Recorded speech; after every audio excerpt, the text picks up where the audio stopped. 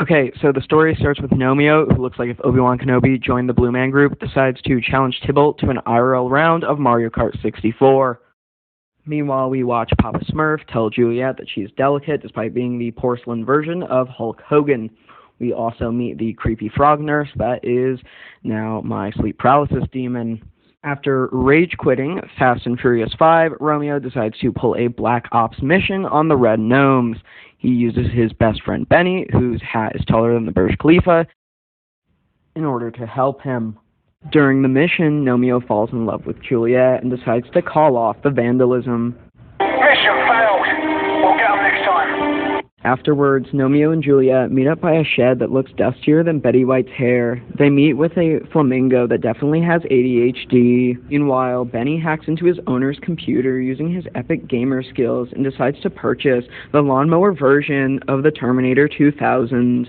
Juliet also meets her husband, who's voiced by Stephen Merchant, of all people. Afterwards, we find out that the Red Gnomes vandalized the Blue Gnomes' toilet, and so the Blue Gnomes decide to restart their Black Ops mission. This proves to be a failure, as Juliet susses out Gnomeo before he can do any real damage. Fast-forwarding one depressing divorce story later, and we end up at the real meat of the movie. Gnomeo and Tybalt run into a brick wall and hit their heads harder on the wall than I do when I rage quit Fallout 4. Luckily for Gnomeo, he survives. However, he receives banishment as a punishment instead.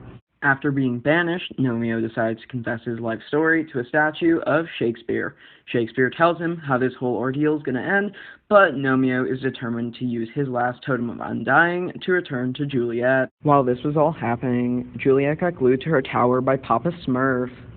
But luckily for Gnomeo, his other friend, who looks like an off-colored Goomba, teams up with Flamingo Anna Zapata, and they track down Gnomeo. When he gets back to the garden, he finds that Terminator 2 has already begun, and the lawnmower has gained the sentience of your household Roomba. After realizing that Juliet is glued to the tower, Gnomeo chooses to go down with the ship as the lawnmower pulls a kamikaze. Both the Red and the Blue Gnomes mourn the loss of their royalty, while Stephen Merchant and the Frog almost certainly begin planning a communist takeover. All of a sudden, Gnomeo and Juliet emerge from the rubble, and they all live pippity-peppity ever after, because they're British.